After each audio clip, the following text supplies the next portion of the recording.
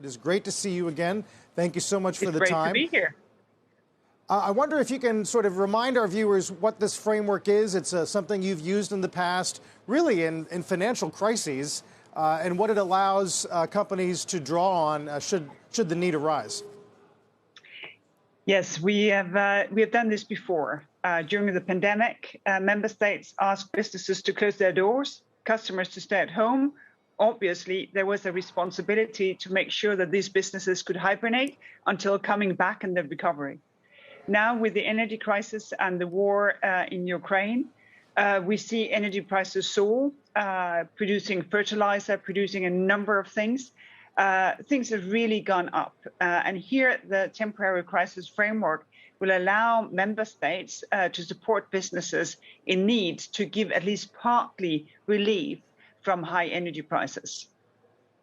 Is this something that you had held off on implementing until you realized that this price readjustment was going to be something that would not be short term?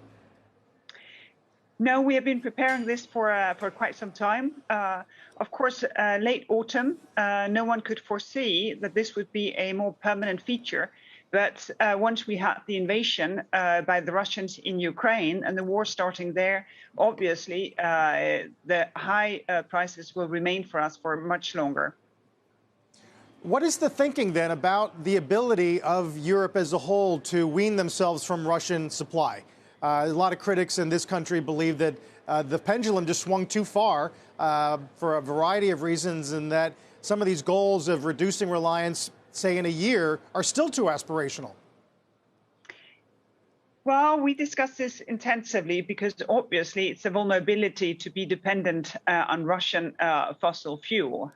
We don't have the luxury of being self-sufficient in energy.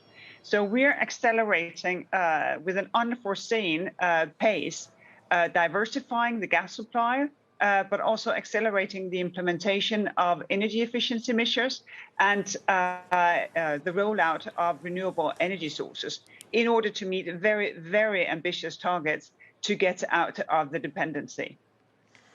It's Morgan. Do we yet know how much Europe could be impacted by these sanctions that have been implemented so far? No, that cannot be set yet. Europe was on a track for, on average, 4% growth. Then the kick-in of the energy crisis would give or take half a percentage of those 4%.